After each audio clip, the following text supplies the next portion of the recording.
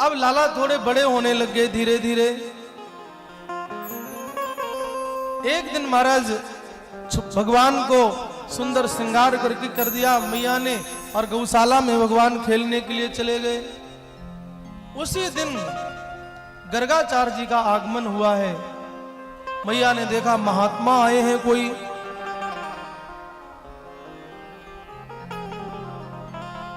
महात्मा जब आ जाएं और माताएं हों, कुछ पूछे ना तो ऐसा हो नहीं सकता। माताओं ने देखा कि महात्मा जी आए हैं तो कुछ ना कुछ पूछ लेते हैं। गर्गाचार्य जी से कहा महात्मा जी कछु जानो, कुछ चमत्कार आता है कुछ नहीं आता है।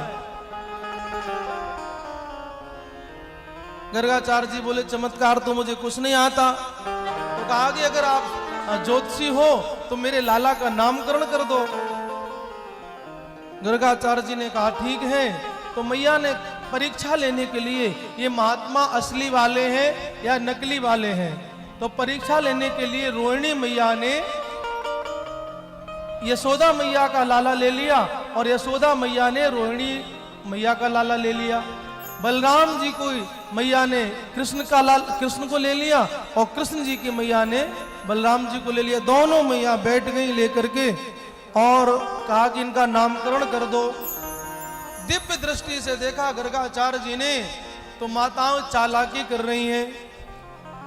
उन्होंने बोल दिया, बोल अयम ही रोहिणी पुत्रो रमयन सुहृदो गुण ही आख्यास्यते राम इति बलाधिक्याद बलम विदुः। बोले मैया आपने जो लाला ले रखा है ना, ये आपका लाला नहीं है। बोले फिर?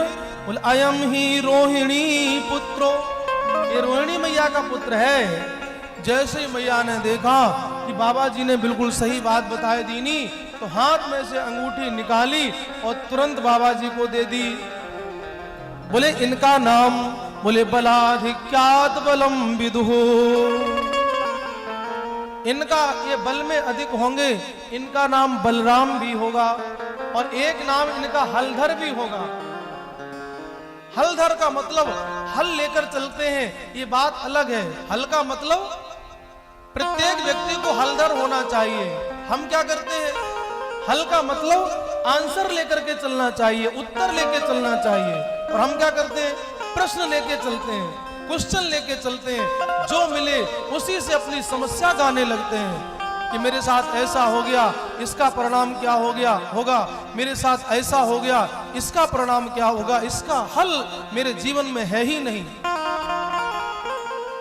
मेरे जीवन में यदि है तो समस्या ही है। समस्याओं से हम लोग घिरे हुए हैं। क्या बोलना पड़ेगा?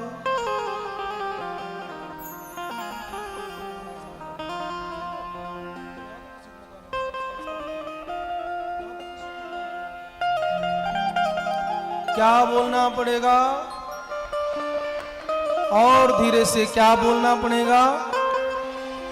तो बलराम जी क्या करते हैं, हल लेकर के चलते हैं, आंसर लेकर। जीवन में कोई प्रश्न नहीं है।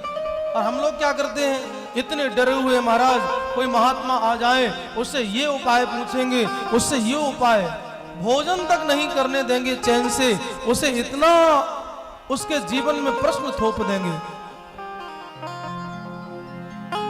इतने डरे हुए हैं। कोई नींबू नमक मिर्च टांग देगा। एक बुढ़िया माता कह रही महाराज मेरे घर के आगे कोई नींबू और नमक और मिर्च फेंक के चला गया।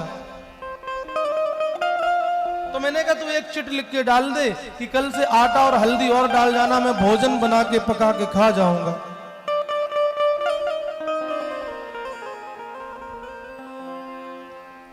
इतने डरे हुए हैं। इतना सुंदर घर बनवाएंगे, उस पर एक ऐसी गंदी सी पिक्चर लगा देंगे, एक फोटो टांग देते हैं। एक व्यक्ति ने बहुत सुंदर घर बनवाया और बनवाने के बाद में उस पे एक टांग दिया, वो नजर युक्त नजरोटा। अंग्रेज इस देश में आया, एक अंग्रेज, उसने कहा बोले भैया ये किसका पिक्चर है, ये किसका फोटो है? This is picture house owner, क्या ये उसका फोटो है जिसने ये घर बनवाया है? बोले नहीं भैया, ये इसलिए टांगा है कि इस घर पे नजर न लग जाए। अब लो कर लो बात, जिस घर में साक्षात भगवान बैठे हो, साक्षात हनुमान बैठे हो, उस घर पर किसकी नजर लग सकती है?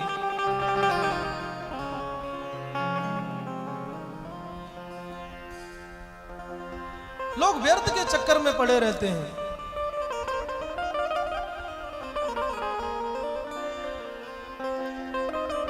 एक व्यक्ति दिन भर भूत का झाड़ा लगाता, किसी पर भूत आ जाता तो दिन भर उस भूत को झाड़ता रहता,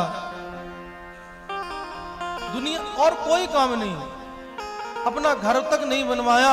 उसने के घर में छप्पर था, एक टूटा हुआ छप्पर, और बारिश की एक भी बूंद रुकती नहीं, सारा पानी उसके घर में जाता। एक दिन उसके घर में कोई आ गया और भूत था उस पे, और उस माता ने भी माने जिस पर भूत था, और उसका पिता लेकर के आया, एक बेटा था, उस पर भूत आया, और उसने क्या किया, झाड़ने वाले ने एक नीम की टहनी लेकर के और झाड़ने लगा। बोले आकाश बांधू पाताल बांधू, घाट का खटोई बांधू, काली काली कलकत्ते वाली, तेरा बचन न जाए खाली। बोले आकाश बांधू पाताल बांधू, घाट का खटोई बांधू। और उसकी पत्नी थी और अंदर से निकली, 5 झाड़ू जमाई उसके पीठ में। बोले नास पीटे, 5 साल से ये छप्पर टूटा, ये तो तुझसे बंधता नहीं है, और आकाश बांधू और पाताल बांधू। माने जीवन में हम डरे हुए हैं, समस्याएं हैं, और समस्या तो आनी ही है।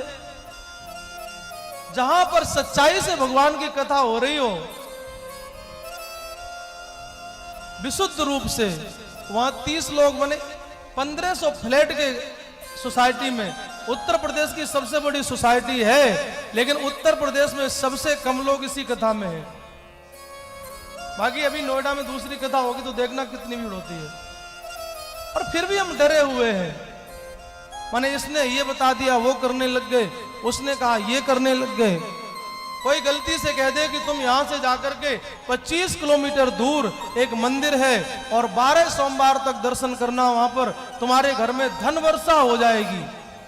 और जल ले जा रहा है, गली में एक छोटा सा मंदिर है शिव जी का, वो बेचारे शिव जी देख रहे हैं बैठे बैठे कि सामने से जल लेके निकल रहा है, उन पे जल नहीं चढ़ा रहा, लेकिन 40 किलोमीटर जा रहा है, एक कामना है मन में कि मेरा ये काम बन जाएगा। हम डरे हुए हैं।